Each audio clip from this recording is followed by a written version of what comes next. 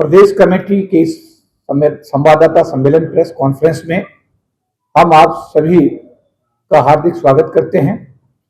आज की इस प्रेस वार्ता में मैं doctor K P Chaudhary, national general secretary प्रभारी पंजाब, चंडीगढ़ एवं अनुसूचित जाति जनजाति मामले, मेरे साथ दाएं बैठे हैं श्री वीरेंद्र विधूड़ी जी, राष्ट्रीय महासचिव प्रभारी हरियाणा। उनके बराबर में हमारे पंजाब के कन्वीनर श्री बाबा रविंदर सिंह जी, उनके बराबर में हमारे स्टेट कमेटी यूथ के उपाध्यक्ष सुखविंदर सिंह जी, मेरे बाएं बैठे हैं ज्ञानचंद गौतम जी जो कि राष्ट्रीय अध्यक्ष हैं SC/ST मोर्चा के, और उनके साथ हमारे यूथ जो पंजाब प्रदेश कमेटी उसके प्रदेश अध्यक्ष संजीव थापर जी, और उनके बराबर में दलीप कुमार शर्मा जी जो कि हमारे प्रदेश कमेटी के वाइस प्रेसिडेंट। तो आज इस प्रेस वार्ता में हम आप सभी का अभिनंदन करते हैं, स्वागत करते हैं। आज की प्रेस वार्ता बुलाने का मुख्य उद्देश्य यह है कि लोक जनशक्ति पार्टी, जिसके बिहार में 19 MLA हैं, 5 वहां से लोकसभा सांसद हैं, पार्टी के एक सांसद जो पार्टी के अध्यक्ष हैं चिराग पासवान जी केंद्र सरकार में फूड प्रोसेसिंग इंडस्ट्री मिनिस्टर हैं, कैबिनेट मंत्री हैं। बिहार की सरकार में 2 कैबिनेट मंत्री हमारी पार्टी से हैं और एक SC/ST आयोग के चेयरमैन, वो भी कैबिनेट मंत्री हमारी पार्टी से हैं। अब हमारी पार्टी पंजाब में आगामी विधानसभा चुनाव 2027 में सभी 117 विधानसभाओं पर चुनाव लड़ने का चिराग पासवान जी हमारे राष्ट्रीय अध्यक्ष के नेतृत्व में हमने फैसला किया। आज की ये प्रेस वार्ता 14 जून 2026 को लवली प्रोफेशनल यूनिवर्सिटी में शांति मेमोरियल जो ऑडिटोरियम है उसमें चिराग पासवान पार्टी के राष्ट्रीय अध्यक्ष पहली बार पंजाब पधारेंगे। उनके सम्मान में पूरे प्रदेश के कार्यकर्ताओं की बैठक 14 जून 2026 को लवली प्रोफेशनल यूनिवर्सिटी में आयोजित की जा रही है। कल रेड क्रॉस भवन जालंधर में कार्यकर्ताओं की बैठक हम सब लोग आयोजित कर रहे हैं और इसमें पार्टी का विस्तार करने के लिए, पार्टी की प्रदेश कमेटियां उनका विस्तार करने के लिए ब्लॉक स्तर तक, बूथ स्तर तक पार्टी को मजबूत करने के लिए ये कल रेड क्रॉस भवन में कार्यकर्ताओं की बैठक आयोजित की जा रही है। मैं यह बताना चाहूंगा पार्टी का राष्ट्रीय महासचिव और पंजाब प्रभारी होने के नाते कि हमारी पार्टी के राष्ट्रीय अध्यक्ष चिराग पासवान जी का पंजाब के साथ एक बहुत ही गहरा रिश्ता है। उनकी माता जी रीना पासवान जी अमृतसर पंजाब से आती हैं, इस नाते पंजाब में हमारे राष्ट्रीय अध्यक्ष चिराग पासवान जी की ननिहाल है और उन्होंने तय किया है कि आगामी विधानसभा चुनाव में वो आप सबके बीच आएंगे। पार्टी दिन रात आपका सहयोग लेगी, आप सब लोगों के साथ में संपर्क स्थापित करेगी, पार्टी का संगठन मजबूत किया जाएगा और 2027 के विधानसभा चुनाव में पंजाब के लोगों का आशीर्वाद मिलेगा और सरकार बनेगी और एक स्वच्छ सरकार देने की हमारी पार्टी सोच रखती है।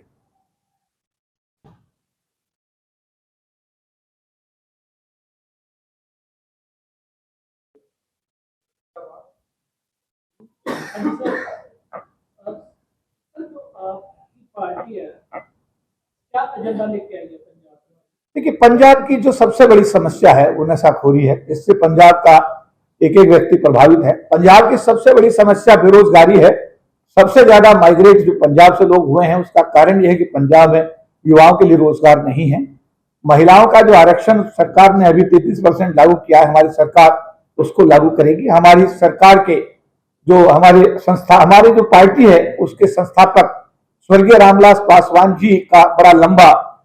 जो कार्यकाल है, ये कैबिनेट मंत्री, सबसे लंबा कार्यकाल अगर कैबिनेट मंत्री के रूप में रहा है भारत सरकार में तो स्वर्गीय रामविलास पासवान जी का रहा है, जो इस पार्टी के संस्थापक हैं। उन्होंने समाज हित में, भारत के हित में बड़े ऐतिहासिक फैसले लिए हैं, जिसमें OBC का रिजर्वेशन मंडल कमीशन को उन्होंने लागू करके देश की सबसे बड़ी आबादी को आरक्षण देने का ऐतिहासिक कार्य किया। मोबाइल जो आज हम सबके हाथ में है, टेलीकॉम मिनिस्टर के रूप में जब 17-18 रुपए की कॉल आने जाने की होती थी, उन्होंने उन सब चीजों को खत्म करके, उनका सपना था कि आम आदमी के हाथ में मोबाइल जाए और आज खुशी है कि स्वर्गीय रामविलास पासवान जी का सपना साकार हुआ और आज सब्जी वाले के हाथ में भी, रिक्शे वाले के हाथ में मोबाइल है। तो रामविलास पासवान जी ने, बाबा साहब अम्बेडकर जिन्होंने भारत का संविधान बनाया, उनको भारत रत्न दिलाने का महत्वपूर्ण कार्य किया। तो रामविलास पासवान जी ने SC ST समाज का आरक्षण सुप्रीम कोर्ट ने खत्म किया था, संविधान में 3-3 संशोधन करके उन्होंने उस आरक्षण को बचाने का ऐतिहासिक कार्य किया। तो उसी कड़ी में जो भी हमने कहा कि रामविलास पासवान जी के पुत्र चिराग पासवान जी, जो भारत सरकार में केंद्रीय मंत्री हैं और पार्टी के राष्ट्रीय अध्यक्ष हैं, उनका सोच है, उनका प्राथमिकता है कि आने वाले दिनों में पंजाब, जो उनकी ननिहाल भी है, उसमें हम लोग राज्य सरकार बना करके पंजाब के लोगों को एक स्वच्छ प्रशासन दे सके। अब बिहार के अगर बात करें तो बिहार के हालात जो है, वहाँ की बेरोजगारी दिन ब दिन बढ़ती जा रही है, लेकिन वहाँ के करप्शन जो है वो, तो क्या पंजाब के लोगों को आप कैसे भरोसा दिलवाएंगे? देखिए, बिहार में परिवर्तन अगर देखें आप, एक समय था, दौर था जो लालू प्रसाद जी का दौर था, और आज जो दौर है, आज सम्राट चौधरी जी मुख्यमंत्री हैं, उससे पहले नीतीश कुमार जी मुख्यमंत्री थे, उस सरकार में भी हमारी पार्टी की भागीदारी थी, और इस सम्राट चौधरी जी की सरकार में भी हमारी पार्टी की भागीदारी है। तो आज आप देखें कि बिहार के हालात हर स्तर पर बेहतर हुए, और आने वाले दिनों में बिहार में और इंप्रूवमेंट आपको देखने को मिलेंगे। और जैसा बिहार में सुधार किया गया है, एक जमाना था कि बिहार को लोग जंगल राज के रूप में, जंगल राज बताते थे कि बिहार में जंगल राज है, लेकिन आज वो हालात न केवल बदले हैं, बल्कि उनमें एक बहुत ही, मैं कहूंगा कि एक ऐसी सुधार देखने को पूरा देश उसको आज अप्रिशिएट करता है। और अब जो बिहार के लोग बाहर नौकरी करने सूरत में या पंजाब में आते थे, सरकार की ये प्राथमिकता है कि बिहार में, उत्तर प्रदेश में जिस तरीके सुधार हुआ है, उसी तरीके से बिहार में भी उद्योग धंधों की स्थापना व्यापक स्तर पर हो रही है। और आने वाले दिनों में मुख्यमंत्री निवास के पास अभी 3-4 दिन पहले की बात है, बेच दिया गया, मार दिया गया, तो उसके बारे में देखिए, अगर हम पूरे भारत की बात करते हैं तो इस बात से कोई भी राज्य सरकार या केंद्र सरकार इनकार नहीं कर सकती कि आज सिरफिरे लोग, जो भी लोग हैं, जो कानून व्यवस्था की परवाह नहीं करते हैं, जो संविधान से नहीं डरते हैं, वो किसी भी क्षण, किसी भी पल, किसी भी देश के किसी भी शहर में, किसी भी गांव में ऐसी घटना को अंजाम देते हैं।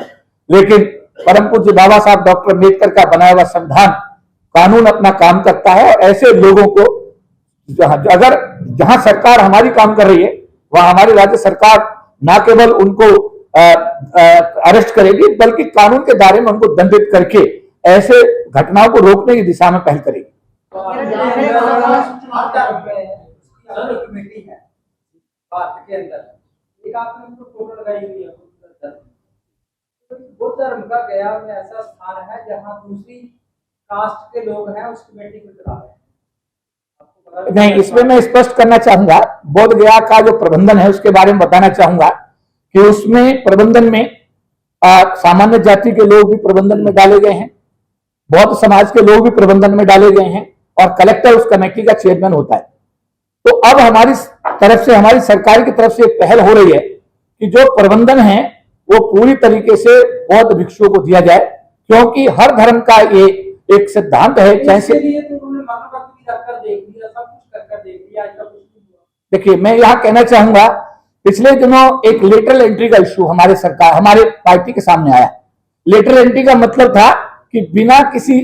एग्जाम के, बिना किसी कंपटीशन के, सीधे भारत सरकार उच्च पदों पर joint secretary, director, additional secretary की पोस्टिंग कर रही थी। लेकिन जब यह विषय हमारी पार्टी के संज्ञान में आया, तो हमने, हमारे राष्ट्रीय अध्यक्ष चिराग पासवान जी ने प्रधानमंत्री के साथ इस विषय को टेकअप किया, और तुरंत ही उसके बाद में भारत सरकार ने निर्णय लिया कि लेटरल एंट्री के माध्यम से भविष्य में कोई नियुक्ति नहीं होगी। इसी दूसरी बात है कि तुगलकाबाद का मंदिर गिरा दिया, इसके बारे में भी आप देखिए, तुगलकाबाद मंदिर के बारे में जो आप कह रहे हैं कि तुगलकाबाद मंदिर का गिरा दिया है, तुगलकाबाद मंदिर में अगर हम कानूनी पोजीशन को देखते हैं तो तुगलकाबाद मंदिर को गिराने का या उसकी जमीन को वापस लेने का निर्णय किसी सरकार का नहीं है,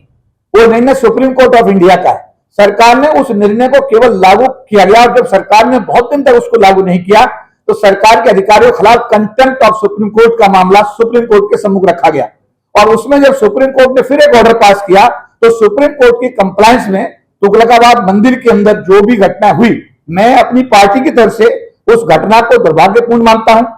जहां भी जहां भी हमारे धर्म की जो मतलब ये समझिएगा कि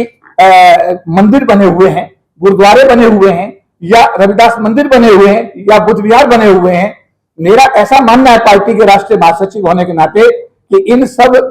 धर्म स्थानों के लिए विशेष व्यवस्थाएं होनी चाहिए। लेकिन मुझे भी इस बात का बहुत दुख है कि जो संत गुरु रविदास जी का तुगलकाबाद टेम्पल था, वो किसी सरकार का निर्णय नहीं है, ना केंद्र सरकार का, ना राज्य सरकार का, वो निर्णय सुप्रीम कोर्ट का है, और सुप्रीम कोर्ट के निर्णय की कंप्लायंस में वो घटना घटित हुई। आप मानते हैं कि वो फैसला गलत हुआ सुप्रीम कोर्ट का, और वो दान की हुई सारी जमीन है? देखिए, हमारे संविधान में प्रावधान है, जब भी सुप्रीम कोर्ट कोई निर्णय लेता है, कोई भी पार्टी, कोई भी व्यक्ति हमेशा ये कहता है कि हम सुप्रीम कोर्ट के निर्णय का आदर करेंगे। और शायद यही कारण रहा कि जो कंप्लायंस दिल्ली पुलिस ने की, वो सुप्रीम कोर्ट के जो ऑर्डर था उसकी कंप्लायंस करना पुलिस की भी शायद जिम्मेदारी बनती थी। सर, बिहार में तो जी हाँ, तो यहाँ पंजाब में पार्टी के अलग, देखिए अभी जो पार्टी की केंद्रीय नेतृत्व है उनका ये मानना है, जैसे अभी हम बिहार के बाद उत्तर प्रदेश में भी चुनाव लड़ रहे हैं। अभी हमारा फैसला है कि हम उत्तर प्रदेश की 403 सीटों पर हमारी पार्टी चुनाव लड़ेगी। लेकिन आने वाले दिनों में केंद्रीय जो नेतृत्व है वो निर्णय लेगा, जब हम बीजेपी के साथ केंद्र में अलायंस में हैं, केंद्र में हमारे खुद राष्ट्रीय अध्यक्ष कैबिनेट मिनिस्टर हैं, हम बिहार में भी अलायंस में हैं हमारे वहां पर, तो हम मैं उसी का जवाब दे रहा हूं। तो हम उत्तर प्रदेश में अभी निर्णय यह है कि 403 सीटों पर, और पंजाब में 117 सीटों पर हमारी पार्टी चुनाव लड़ेगी। लेकिन इस बात से इनकार नहीं किया जा सकता कि आने वाले दिनों में गठबंधन का जो धर्म निभाने में हमारी पार्टी पीछे नहीं रहेगी, और अगर आवश्यक समझा गया और केंद्रीय नेतृत्व ने निर्णय लिया तो हम बीजेपी के साथ न केवल पंजाब में बल्कि उत्तर प्रदेश में मिलकर चुनाव लड़ेंगे। पंजाब में जो पहले पार्टी चुनाव लड़ेगी वो गठबंधन में लड़ेगी या गठबंधन के बगैर जो चुनाव लड़ेगी, यही पूछा था। पंजाब में क्या अकेले, देखिए जिस तर्ज पर हमने बिहार में चुनाव लड़ा है, जिस तर्ज पर हमने अभी बंगाल में चुनाव लड़ा है, बिल्कुल निश्चित रूप से, निश्चित मैं वही कहना चाहता हूं, निश्चित रूप से ये हालांकि हाईकमान का निर्णय होगा, और हाईकमान जब निर्णय लेगी तो आपको समय समय पर हम लोग पंजाब आते रहेंगे। पंजाब प्रभारी होने के नाते ये पहली मेरी प्रेस वार्ता है, और अभी 14 जून को जैसा मैंने बताया कि राष्ट्रीय अध्यक्ष स्वयं यहाँ पंजाब पधार रहे हैं, लवली यूनिवर्सिटी में आ रहे हैं, तो इस बीच में हमारी मुलाकातें होती रहेंगी, और पार्टी का हाईकमान जो निर्णय लेगा समय समय पर हम आपको अवगत कराते रहेंगे। क्या करने आ रहे हैं? क्या वो सिर्फ पार्टी के प्रचार के लिए आ रहे हैं या सिर्फ नहीं, यूनिवर्सिटी का कैंपस हमने सिर्फ प्रयोग किया है, तो अभी हमारी पार्टी का कार्यक्रम है, हमारे पंजाब प्रदेश के कार्यकर्ताओं का सम्मेलन होगा, और उसको राष्ट्रीय अध्यक्ष पार्टी के अध्यक्ष के रूप में संबोधित करेंगे। जी हाँ, पार्टी का हमारा जो प्रांतीय अधिवेशन है उसको संबोधित करने के लिए माननीय चिराग पासवान राष्ट्रीय अध्यक्ष 14 जून को लवली प्रोफेशनल यूनिवर्सिटी में आ रहे हैं। पहली बार आपकी पार्टी पंजाब में चुनाव लड़ने जा रही है, क्या पंजाब के हालातों के बारे में पार्टी या आपके लीडर है उनको पता है यहाँ पे कौन कौन सी पार्टियां हैं या क्या यहाँ पे हालात है? क्योंकि देखिए यहाँ पे आम आदमी पार्टी, कांग्रेस, अकाली दल तो है ही, जो क्षेत्रीय पार्टी है, बीजेपी इस बार जो इंडिपेंडेंट लड़ रही है, उसके बाद आप भी आ रहे हो और भी 2-3 पार्टियां हैं, तो लग रहा है कि क्या समीकरण निकल के इस चुनाव? देखिए, संभव का नाम राजनीति है, राजनीति में हर किसी भी संभावना से इनकार नहीं किया सकता। जहां तक पंजाब की समस्या है, पंजाब की समस्याओं से सारा देश अवगत है, हमारी पार्टी भी अवगत है, और पंजाब के लोगों की भावनाओं का आदर करते हुए पंजाब में जो व्याप्त समस्याएं हैं उनका बराबर हमारी पार्टी ने भी अध्ययन किया है, और जो हमारा घोषणा पत्र होगा उसमें इन सब चीजों का समावेश आने वाले दिनों में आपको देखने को मिलेगा। 93-94 में रामविलास पासवान थे, उनका बहुत प्रभाव था पंजाब में। क्या चिराग पासवान अब पंजाब में ऐसा प्रभाव बनाता नहीं? देखिए, मैं तो ये कहूंगा कि जिस तरीके से चिराग पासवान जी ने बिहार के अंदर एक एक्सीलेंट परफॉर्मेंस दी है, 19 एमएलए बिहार में होना, 2 एमएलए आपके नागालैंड में होना, 1 एमएलए आपका झारखंड में होना, और अभी पश्चिम बंगाल में भी हम लोगों ने चुनाव लड़ा, तो अब हम उत्तर प्रदेश जो भारत का सबसे बड़ा प्रांत है, चिराग पासवान जी ने निर्णय लिया राष्ट्रीय अध्यक्ष महोदय ने कि हम उत्तर प्रदेश में चुनाव लड़ रहे हैं विधानसभा का, तो हम ये मानते हैं कि चिराग पासवान यंग नेता है, यूथ हैं, और आज भारत में यूथ का जमाना है, तो जो चीज रामविलास पासवान जी ने जो नींव डाली है, और उन्होंने भारत का जो कैबिनेट मंत्री सबसे ज्यादा समय तक प्रतिनिधित्व किया है, और भारत के लोगों ने उन्हें ऐतिहासिक निर्णय दिए हैं जिसके लिए वो हमेशा याद किए जाएंगे। तो चिराग पासवान जी उसी लकीर को आगे लेकर चल रहे हैं और पार्टी ये मानती है चिराग पासवान जी भारत के लोगों के लिए आने वाले दिनों में एक नई दिशा देने में निश्चित रूप से कामयाब होंगे। पंजाब में आप अंतर क्या समझते हैं? बिहार और पंजाब में क्या अंतर हो सकता है? देखिए हर राज्य का हम मेरी बात पहले सवाल नहीं, पंजाब जो है बॉर्डर स्टेट है, अब यहाँ पे जो हालात है ये हालात पहले बिहार में हुआ करते थे, तो यहाँ पर हो गए, अब लग रहा है कि अंतर आ गया है। देखिए मेरा ये मानना है कि भारत एक धर्मनिरपेक्ष राष्ट्र है, भारत के संविधान से भारत चलता है। हर राज्य की अपनी अपनी अलग अलग समस्याएं, हम एक राज्य की समस्या को दूसरे राज्य के साथ में कंपेयर अगर करते हैं तो नाइंसाफी होगी। और जहां तक पंजाब की समस्या है उनके विषय में हमारी पार्टी पूरी तरीके से अवगत है और आने वाले दिनों में आप देखेंगे कि उन सभी विषयों पर हम लोग खुलकर चर्चा करेंगे। और जब हमारा घोषणा पत्र आएगा, चुनावी घोषणा पत्र आएगा, और पंजाब की समस्याओं को हम उसमें समावेश करके आने वाले दिनों में पंजाब को हम स्वच्छ प्रशासन की सरकार देने की पहल करेंगे। जो सर सवालों में आजकल में जो इलेक्शन हुए हैं, जो बीजेपी की बात हो रही है, ममता जी बोल रही है, क्या वो सही बोल रहे हैं? देखिए ममता जी जो बोल रही हैं, प्रजा डेमोक्रेटिक कंट्री है, इसमें हर आदमी हर रोज कुछ ना कुछ बोलता है, लेकिन चुनाव हुआ है, चुनाव उन्होंने लड़ा है, चुनाव आयोग के द्वारा। जो ना बोला है वो सही बोल रहा है। देखिए मैं उनके विषय में, देखिए ममता बनर्जी की बात पर मैं ये कहूंगा कि एक मैंडेट आया है जिसको उन्होंने खुद कंटेस्ट किया है और चुनाव आयोग ने अब अपने ऑफिस से भी आंकड़े जारी कर दिए हैं कौन जीता है कौन हारा है। तो एक भारत के एक मैं कहूंगा कि वो संविधान का आदर करें। जो भी निर्णय बंगाल में आया है, क्योंकि 3 बार लगातार वो विधानसभा जीतकर मुख्यमंत्री बनी है, बड़े लंबे समय तक केंद्र सरकार में विभिन्न विभागों में वो मिनिस्टर रही हैं, तो आज अगर वो चुनाव हारी हैं तो उस मैंडेट को उन्हें समझना भी चाहिए, स्वीकार करना चाहिए। इतनी बड़ी तादाद में बंगाल में सीआरपी का लगना, वहां पर तोड़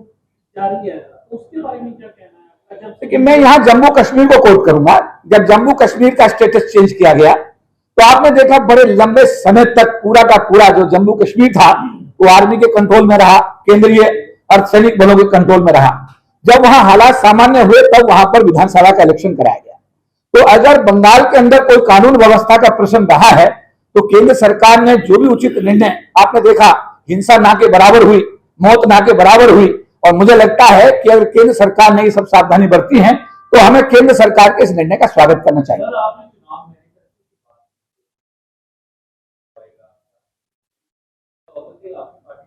देखिए हमारी पार्टी, मैं स्पष्ट करना चाहता हूं, हमारी पार्टी स्वर्गीय रामविलास पासवान जी के सिद्धांतों पर, उनके मार्गदर्शन पर काम करती है और चिराग पासवान जी जो उनके सुपुत्र हैं, राष्ट्रीय अध्यक्ष, उनका जो इसमें जो उनके दिशा निर्देश हैं उनसे पार्टी आगे बढ़ रही है। इसमें बीजेपी का मांग पत्र अलग होगा, हमारा मांग पत्र अलग होगा जो हम लोग चुनावी घोषणा पत्र देंगे, क्योंकि हम एक स्वतंत्र पार्टी, हम भले ही गठबंधन में एनडीए का पार्ट हैं लेकिन हमारी पार्टी स्वतंत्र पार्टी है। हम लोगों का जो भी घोषणा पत्र होगा वो लोक जनशक्ति पार्टी के बैनर पर होगा। सरकार में साथ बैठे होने के कारण यूनिवर्सिटी के साथ मणिपुर में लगे हुए हैं, ये मुद्दा आपने उठाया।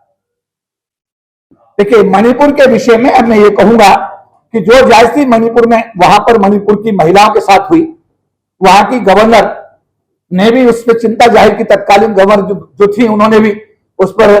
चिंता जाहिर की और हमारी पार्टी ने भी उस पर समय समय पर जो भी हमारी जिम्मेदारी बनती थी, वो दुर्भाग्यपूर्ण था। वो घटना मणिपुर में जो हुई है उसके लिए हमारी पार्टी उनके साथ संवेदनशील है, हम अपनी संवेदना रखते हैं और उन महिलाओं के साथ और मणिपुर के लोगों के साथ जो हुआ वो नहीं होना चाहिए। ये चुनाव आप अकेले लड़ेंगे कि बीजेपी के साथ अलियांस भी हो सकता है आपका? देखिए निश्चित रूप से आने वाले दिनों में पार्टी जो हाईकमान है वो तय करेगा और हमारा अलायंस केंद्र में भी है और हमारा अलायंस बिहार में, अन्य राज्यों में भी है। तो पंजाब में भी इस बात से हम इनकार नहीं कर रहे हैं कि हम लोग बीजेपी के साथ अलायंस में आएंगे। अच्छा थोड़ा जो आप अभी अपनी बनाएंगे इलेक्शन लड़ेंगे उसका काम आपको बताना। एक सेकंड, जो हमारा रेड क्रॉस भवन में कार्यक्रम होगा उस कार्यक्रम में हमारी पार्टी के जो कार्यकर्ता हैं वो देवी तालाब मंदिर शक्तिपीठ जालंधर में 9 बजे सब इकट्ठा होंगे। करीब 100 से 150 कारों का काफिला हमारे कार्यकर्ताओं का रहेगा और वहां पर देवी तालाब मंदिर शक्तिपीठ में आशीर्वाद लेकर के हम लोग 9:30 बजे वहां से जो भगवान वाल्मीकि मंदिर है वहां जाकर के हमारे सभी कार्यकर्ता वहां आशीर्वाद लेंगे। और उसके बाद में डॉक्टर अम्बेडकर चौक पर हम लोग 10 बजे के आसपास पहुंचेंगे और वहां बाबा साहब अम्बेडकर की जो स्टेच्यू है उस पर हम लोग पुष्पांजलि करके बाबा साहब का आशीर्वाद लेंगे। और उसके बाद में बूटा मंडी स्थित जो संत गुरु रविदास पीठ अंतरराष्ट्रीय धाम है वहां पहुंचेंगे और वहां पर संत गुरु रविदास जी का आशीर्वाद लेकर के 11 बजे हम लोग रेड क्रॉस भवन पहुंचेंगे और वहां हमारे सभी राष्ट्रीय नेता वहां उपस्थित रहेंगे और पंजाब के कार्यकर्ताओं को हम लोग संबोधित करेंगे।